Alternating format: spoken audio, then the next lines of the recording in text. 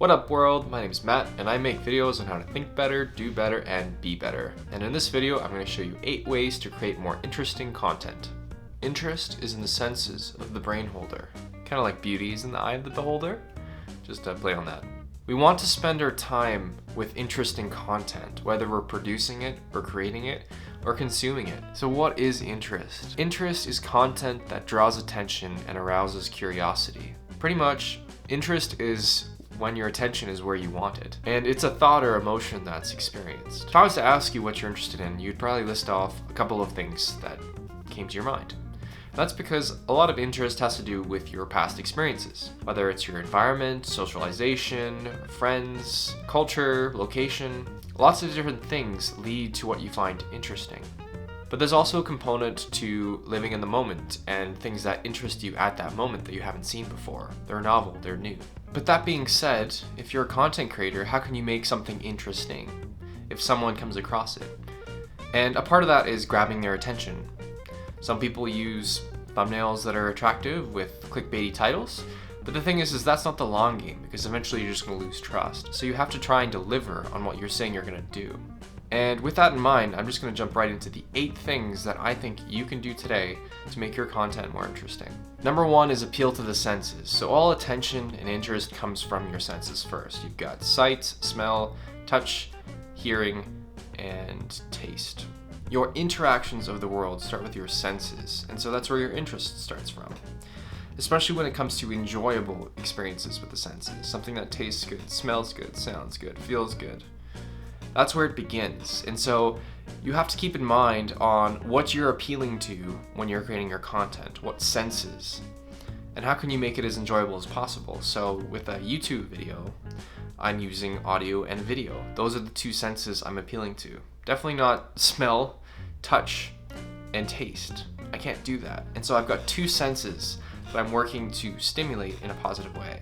And a lot of people these days do this with very dramatic content, lots of colors, explosions, just very dynamic content. But keep that in mind. All interest starts with your senses and your audience's senses. Number 2, novelty. This is gonna come as no surprise, but we like new things. We like novelty. It stimulates our brains in new ways. And platforms know this. You look at an Instagram feed, a TikTok feed, it doesn't matter what platform you're looking at. You're getting new content every time you swipe up, and they know that's how they keep you there. And that rotation of content from old to new happens on a second-by-second basis these days. So how can you incorporate this into your content creation? Well, you can combine ideas together or synthesize them. The most recent example is an app called Dispo, which is blowing up pretty quickly. And it's kind of interesting. So what Dispo did is it took the idea of a disposable camera and the idea of your cell phone camera and put them together. The disposable camera is something that a lot of people in my generation and previous generations are used to. They have experienced them growing up, and they were actually a lot of fun. You didn't know what you were going to get, but they were easy to use. And I think that's part of the novelty now, where people are so used to instantaneous photos on their cell phone that the idea, which really is inconveniencing if you think about it, of a disposable camera is new and exciting. And so it's growing so fast, it's crazy. So there's an idea of something old and something new put together and made exciting and fun and new. Think of some ways with your content and your niche that you can incorporate 2 different things to create something new and novel. Number 3 is passion. So that's evoking a feeling of enjoyment, excitement, and happiness around a subject. Passion tends to come from previous experiences. Invoking a feeling of passion with your content comes from previous experiences of your audience. So they have probably experienced something similar in the past and it brought them joy, excitement, satisfaction. And if you do more of that and you're able to cater to that, you're catering to your passionate audience. And passion is something that builds up over time. It's emotion driven. It also creates relevance in our mind, and usually we like what we understand. And so if you're passionate about something, you understand it. You understand the nuances of it. So if you're an expert in horse racing or something like that, you're gonna know all the nuances of what's going on. I don't, so I'm not passionate about it. I'm not really interested in it. At the end of the day, people aren't necessarily gonna be passionate about your work. And that's okay, because if you're passionate about it and you enjoy doing it, you're gonna keep doing it. And everyone's got different passions, just like you. So find your niche audience and what they're passionate about and what you're passionate about, and just make content around that. Number 4 is needs. And what I mean by that is the human body has needs, and whether we like it or not, we're a slave to them. We have to do them. We have to eat. We have to sleep. We have to drink water. We have to rest. So you really don't have a choice. Depending on what's going on in your body at that moment with different hormones and neurotransmitters, depending on that drive, that need, that human body need, it's gonna affect your behavior and what you're interested in. If you're really hungry, then guess what's on your mind and what you're most interested in at that moment? Food. Finding food. It is so motivating to find that piece of pizza or whatever you like. And so, in order to create content that appeals to different people's needs, you have to know what they are. One of the biggest ones that content creators tend to appeal to is the need for social connection and a bond. And marketers are very aware of this. They're very aware that we're mimetic creatures that like to copy each other and fit in for that social connection. And so if there's someone with influence that's talking about their product, then guess what it does? It drives interest to everyone else. So if you're able to find out what your audience's needs are and deliver content related to that, then you're gonna drive more interest.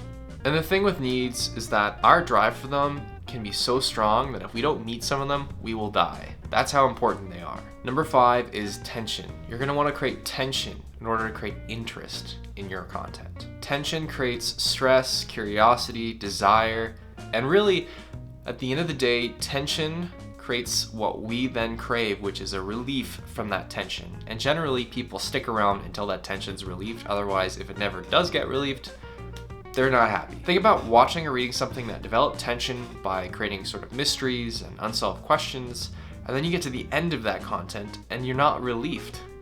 You feel horrible. But if the relief is good and they kind of tie it all together and you're intrigued by it, like a good Harry Potter book, then they've got you. You're interested. You want to know more, and you want to watch and read more, and you want to see more, and you want to taste more. Whatever the case may be, again, it goes back to the senses. But create that tension. So how do you create content that creates tension? Well, it's great to lead with unanswered questions, or mysteries, or plot twists. Really just creating intrigue. And part of that comes down to being a bit unpredictable. But remember, if you're creating content and you're gonna have a cliffhanger, don't leave your audience hanging, please. Number 6 is value. We're interested in things we value. No surprise there. And value can be created through opportunities or scarcity. So with opportunity, if there is the chance of something good happening in the future by taking that opportunity, we become interested. Or if something is scarce, that means there's not a lot of it, we become interested in that too. Actually, artificial scarcity is a real driving factor for actual real interest. A marketer can just say there's only 100 of these available, and boom, you're gonna drive up a ton of people because there's only 100. And really, it comes down to the laws of supply and demand. So if the supply is low and the demand is high, then you bet that demand's gonna be up there real quick, trying to claim whatever it is. So if you're able to create some sort of scarcity or opportunities with your content, then you're gonna get more interest. Another way that's pretty common actually with creators, I think, to create opportunities is through giveaways. So there's an opportunity right there to a future reward, and usually that involves some form of action that the audience needs to take in order to get that giveaway, but they're happy to do that because of that opportunity. Scarcity can come in the form of skills, things, relationships, experiences, anything really. Number 7 is joy. So creating content that is fun and exciting and really just enjoyable. We like content that we consume or produce that brings us joy. So if you're having fun creating your content, then chances are your audience is gonna have fun watching it too. You can't get someone to do something they don't wanna do. BJ Fogg from the Stanford Persuasiveness Technology Lab. And that quote's true.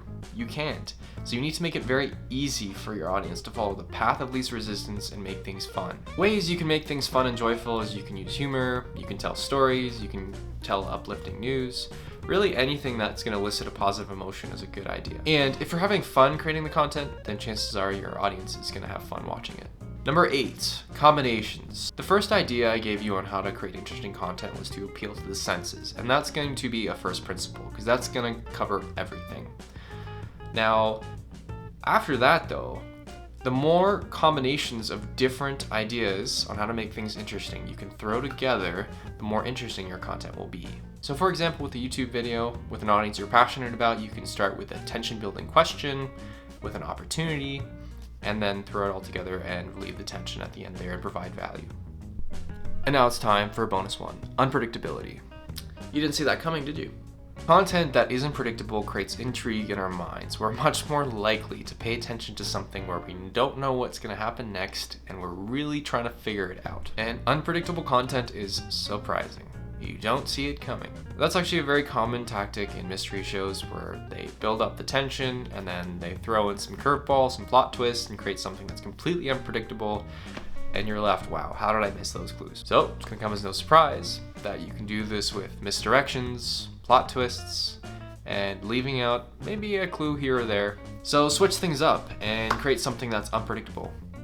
Perhaps you're gonna sit for your next video like me. So with that, I've given you 9 ways, not 8, 9 ways that you can learn how to create more interesting content. And if you'd like to find out more, please read my article down below there and leave me a comment. What's one way you create more interesting content? Thanks for watching. I appreciate you.